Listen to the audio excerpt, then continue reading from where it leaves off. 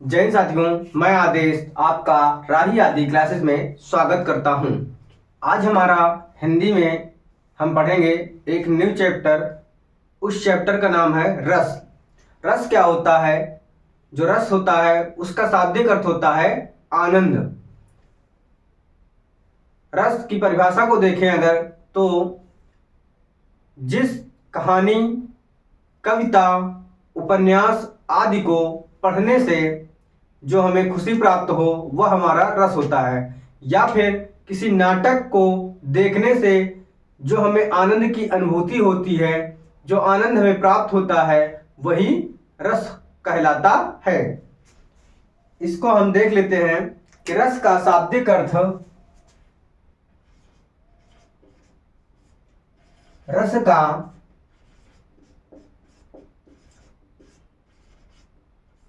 शाब्दिक अर्थ आनंद होता है। इसके बाद रस की जो परिभाषा होगी, परिभाषा हम लिखेंगे कि परिभाषा क्या है? किसी कविता, कहानी, किसी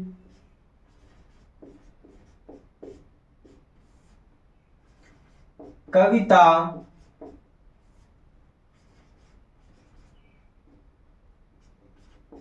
कहानी या उपन्यास या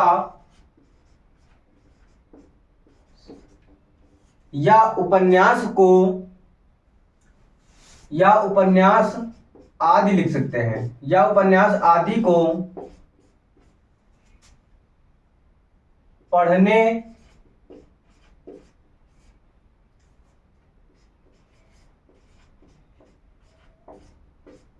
लिखने से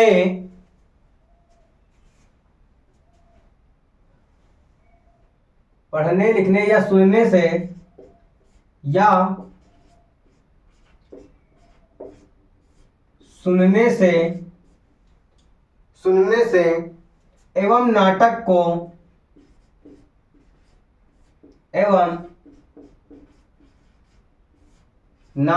देखने से, नाटक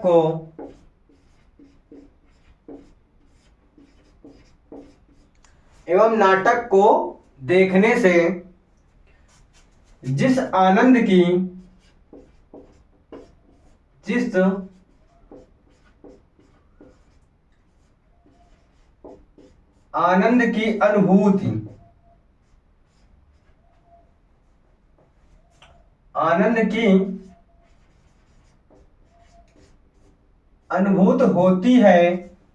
अनुभूति होती है वह रस कहलाता है। अनुभूति होती है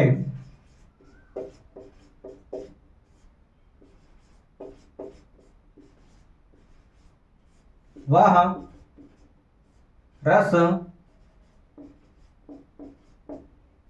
कहलाता है। रसों को, जो रस हैं, उन रसों को काव्य की आत्मा भी कहा गया है। जैसे कुछ पॉइंट में हम लिख कर देख लेते हैं, वो कहीं ना कहीं किसी न किसी पेपर में पूछे गए हैं। उसके बाद हम आगे पढ़ते रहेंगे। जैसे आचार्य भरत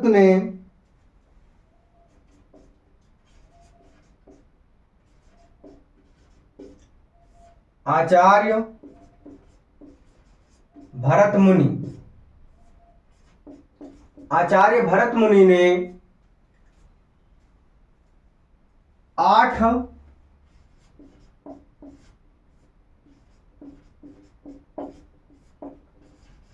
रसों का उल्लेख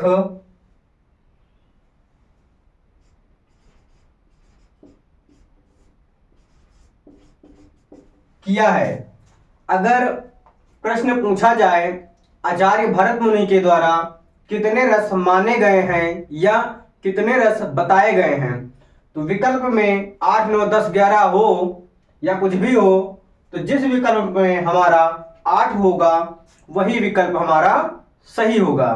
यह वन लाइनर में हम अभी बता रहे हैं, आगे क्लास देखते रहिए।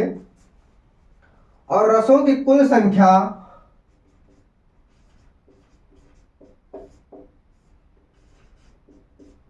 रसों की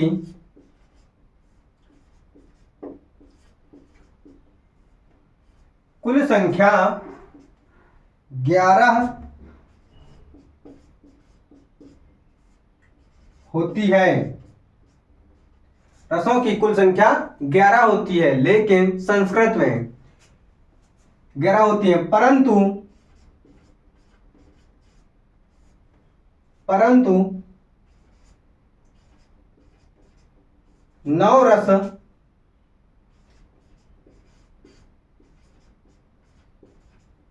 सर्वमान्य माने जाते हैं। 9 रस माने जाते हैं। यहां पर क्या है कि रसों की संख्या तो 11 होती है, लेकिन 9 रस ही माने जाते हैं, जो हम अभी आगे चल के बताएंगे।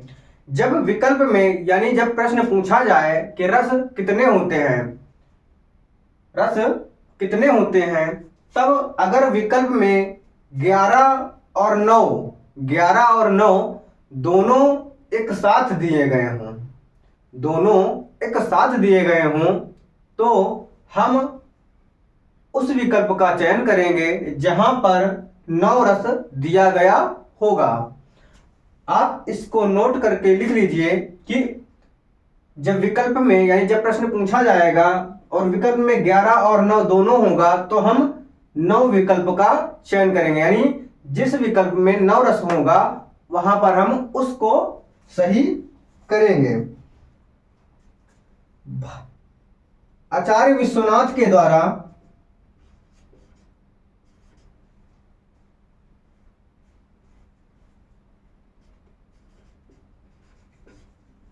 आचार्य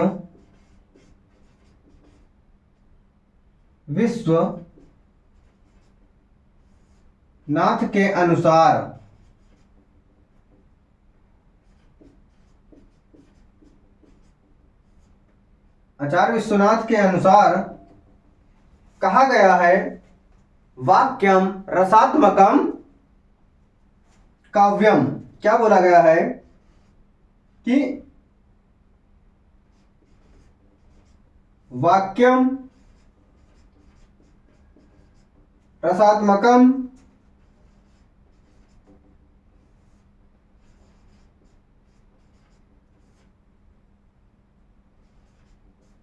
काव्यम।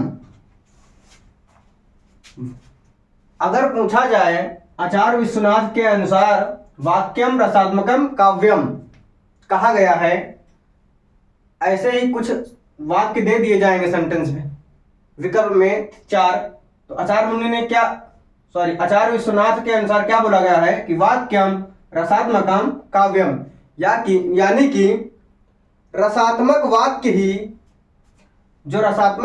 ही काव्य है।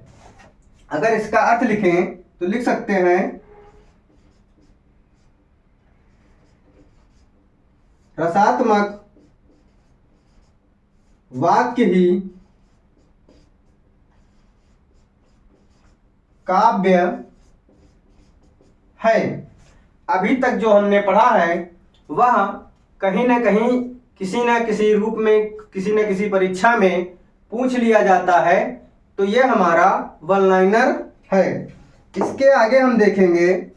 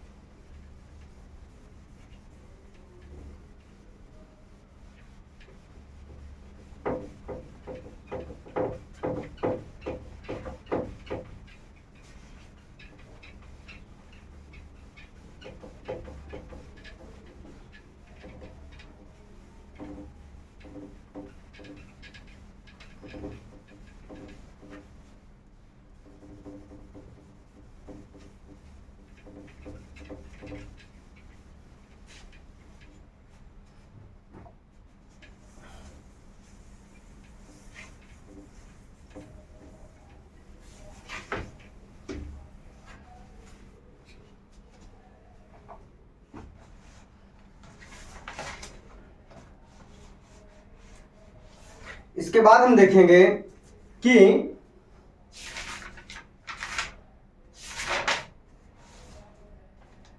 जो रस है यानी रस का सिद्धांत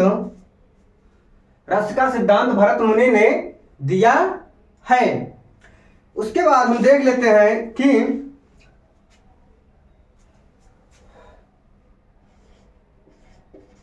रस होगा, रस का स्थायी भाव होगा। कोई रस होगा, उसका स्थायी भाव होगा और उसमें क्या होगा कि विभाव होगा। क्या होगा? विभाव होगा। उसके बाद अनुभाव होगा।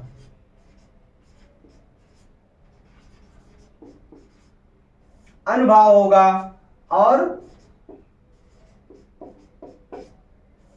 संचारी भाव होगा। अगर प्रश्न पूछे कि संचारी भाव की संख्या कितनी होती है, तो हम जिस ऑप्शन में 33 होगा उसी ऑप्शन को हम टिक करेंगे। विभाव क्या होता है? विभाव वह होता है जो भाव को उत्पन्न करता है। क्या होता है? भाव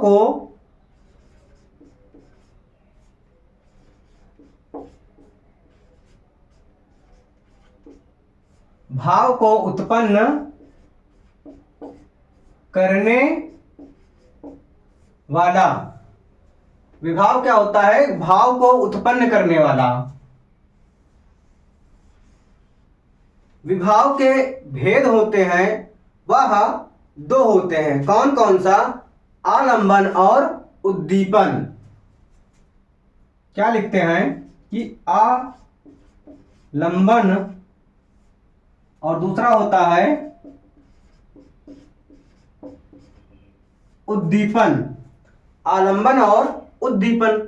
आलंबन क्या होता है कि जिसके कारण, आलंबन क्या होता है कि जिसके कारण या द्वारा, जिसके कारण या द्वारा भाव उत्पन्न हो। भाव उत्पन्न हो। और उद्दीपन क्या होता है? जो भाव को गति प्रदान करे। क्या? जो भाव को गति प्रदान करें। क्या? कि जो भाव को गति प्रदान करें। आलंबन में भी दो होता है, एक आश्रय होता है।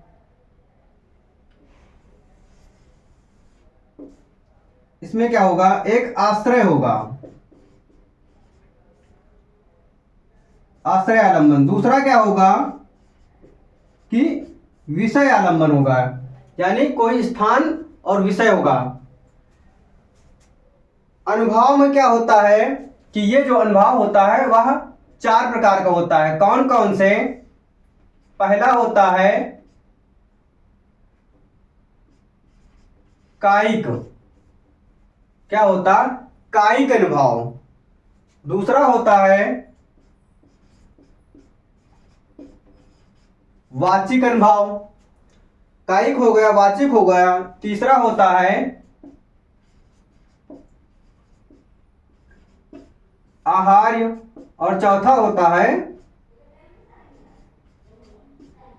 सात्विक। कायिक वह होता है जो हम अपने अंगों द्वारा, यानी आंख, नाक, कान, शरीर, त्वचा, इन सब के द्वारा जो अनुभव होता है उसके द्वारा होता है। जैसे हम आंखों से इशारा करें या किसी को चिढ़ाना होता है तो भी कुछ भी, यानी अपने भाव, यानी शारीरिक भाव के द्वारा जब हम कुछ करते हैं तो वह कायिक के अंतर्गत आता है। और वाचिक के अंतर्गत आता है व्यंग। व्यंग आता है, यानी अपने शब्दों के द्वारा जो किया जाए वह होता है किसी शब्दों अपने शब्दों के द्वारा व्यंग्य में या फिर किसी भी भाषा में हम बोलकर किसी को करें, तब वह होता है वाचिक। आहार्य क्या होता है? जो हमारी वेशभूषा होती है, जो हमारा पहनावा होता है किसी का किसी तरीके से, किसी अजीब ढंग से, तो वह होता है आहार्य। जो सात्विक होता है वह अंदर से होता है। जैसे अश्रु, ये हमारे अंदर से आएगा, अश्रु हो गया। कंपन हो गया, कंपन यानी कांपना, वो हम अंदर से ही कांप उठना होगा। प्रलय यानी अचानक से कुछ हो जाए, इस तरीके से। रोमांच हो जाए, रोमांच जो होगा वो हमारा, ये सभी सात्विक के अंतर्गत आएगा। जैसे क्या होता है? विभाव, भाव को उत्पन्न करने वाला, यानी जैसे मान लो कि आपका कोई प्रिय हो, कोई वस्तु हो या कुछ भी हो, प्रिय हो, तो उसका भाव क्या होगा कि मान लो खो गया, मान लो कोई आपकी वॉच है, घड़ी है या पेन है, कुछ भी है, वह आपका खो गया, तो जो विभाव उत्पन्न होगा वह भाव उत्पन्न होगा विभाव के कारण। क्यों? क्योंकि उससे लगाव होगा, वह खो गया। आलंबन क्या होता है? जिसके कारण, किसके कारण हुआ? जो चीज आपकी पेन हो या वॉच हो या कुछ भी हो, जो चीज खोई है उसके कारण होगा। उद्दीपन क्या होगा? जो भाव को गति प्रदान करे, यानी जब आपकी वो चीज खो जाएगी तो आपका मन जो होगा उसी चीज पर बार बार जाएगा, तो जो बार बार जाएगा तो वह एक गति प्रदान करेगा। इसी प्रकार आश्रय होगी, यानी बोल दिया जाए कि वहां पर मिलेगा, पर मिले ना, तब भी आपका क्या होगा कि ये सब विभाव के अंतर्गत आएंगे। जो रस होता है, उस रस होता है, उसका एक स्थायी भाव होता है, यानी अर्थ होता है, तो उसी को हम स्थायी भाव कहते हैं।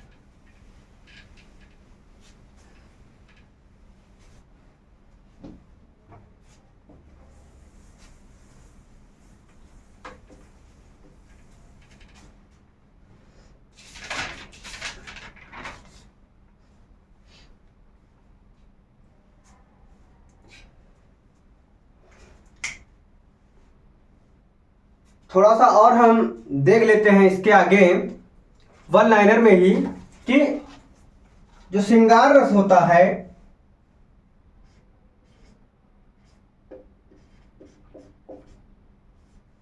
वन लाइनर हम देख लेते हैं, उसके बाद हम रस की तरफ चलेंगे। वन लाइनर देखने के बाद हम रस और उसका स्थायी भाव आज देखेंगे। जो श्रृंगार रस होता है, श्रृंगार रस को रसराज, क्या रसराज या रसपति, रसपति कहा जाता है। यह अभी वन लाइनर है, हो सकता है कुछ लोगों को अच्छा ना लग रहा हो, लेकिन ये निश्चित है कि वन लाइनर में कहीं ना कहीं क्वेश्चन ये पूछे जा चुके हैं, चाहे वो पुलिस में हो या यूपीएससी में हो या कहीं भी हो, जहां पर हिंदी पूछी जाती है, पुलिस हो, कांस्टेबल हो, एसएससी जीडी हो, लेखपाल हो या कहीं पर भी, तो क्या हुआ कि यहाँ पर जो वन लाइनर है वो पूछे जाते हैं। जो श्रृंगार रस होता है उसको क्या बोलते हैं? रसराज या रसपति। ऑप्शन दे देगा कि रसराज किसे कहते हैं। ऑप्शन श्रृंगार रस, हास रस, क्रोध रस, इसी तरीके से भयानक रस, विभत्स रस, कोई भी कुछ भी दे देगा। सॉरी, क्रोध रस नहीं होता है, वह होता है स्थायी भाव रौद्र का। तो यहां पर क्या होगा कि हमें ध्यान देना होगा कि श्रृंगार रस को रसराज या रसपति कहते हैं। आगे है, उसके आगे रस का संबंध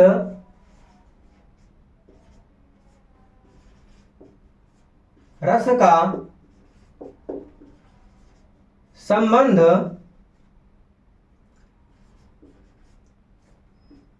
स्त्री धातु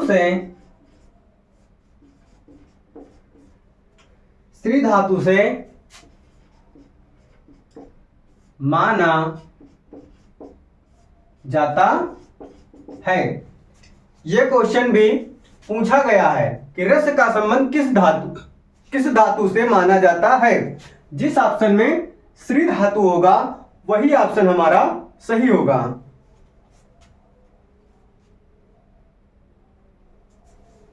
इसके बाद हम अब देख लेते हैं कि रस और रस का स्थायी भाव।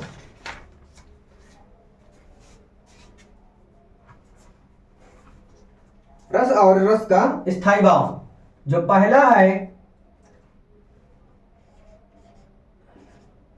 एक तरफ रस चाहे तो लिख लीजिए और दूसरी तरफ उसी का स्थायी भाव। जो पहला रस है वह है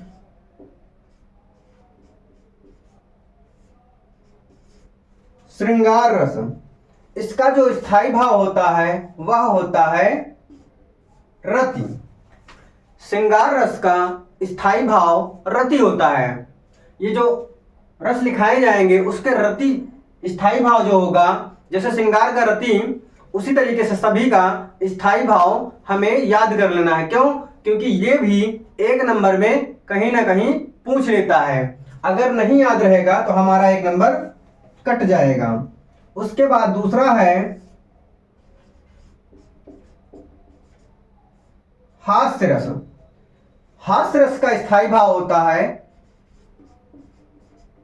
हास। तीसरा है करुण रस।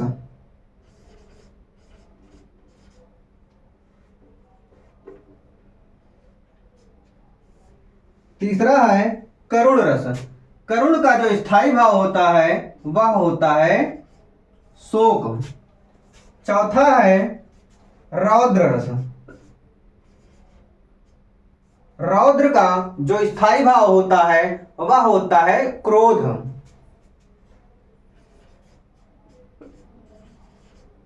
क्या हुआ कि रौद्र का स्थायी भाव क्रोध हो गया। इसके बाद पांचवा है वीर रस। वीर रस का स्थायी भाव होता है उत्साह। फिर छठा रस लिखते हैं। छठा क्या है? भयानक रस। भयानक रस का स्थायी भाव जो होता है वह होता है भय। इसके बाद सातवां रस देखते हैं, विभत्स। कौन सा?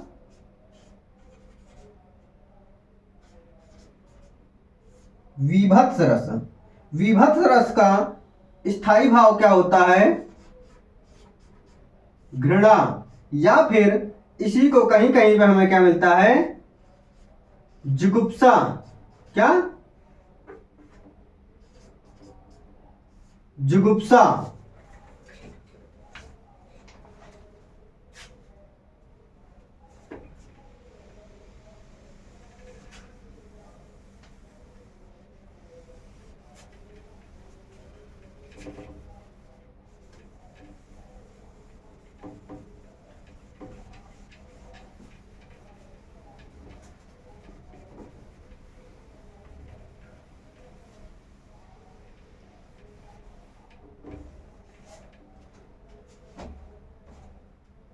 इसके बाद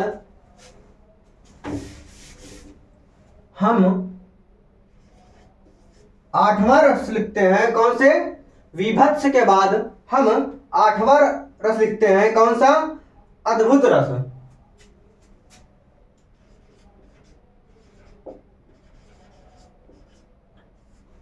अद्भुत रस, यहां पर ता ना होके दा होगा। अद्भुत रस। अद्भुत रस, इसका जो स्थायी भाव होता है वह होता है विस्मय। क्या होगा? इसका स्थायी भाव होगा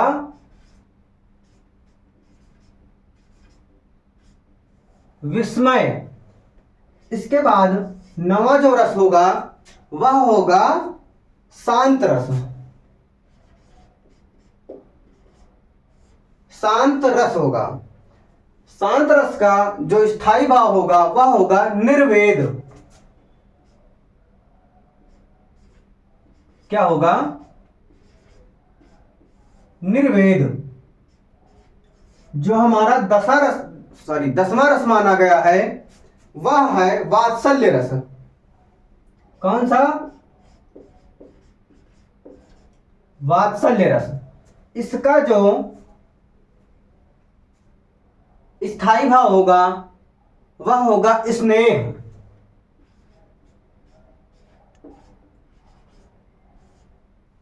वह होगा स्नेह, या फिर कहीं कहीं वात्सल्य का स्थायी भाव वात्सल्य ही लिखा मिल जाता है।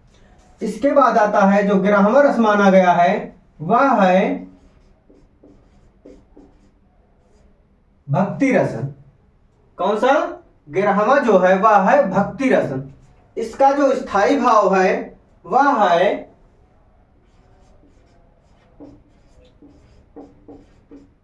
अनुराग। इस प्रकार से हम 11 रस को देख लिए हैं। लेकिन 9 रस किस लिए माना जाता है यह देखिए कि 9 रस जो श्रृंगार रस है वह जो स्थायी भाव इसका रति है उसका अर्थ होता है प्रेम। क्या होता है?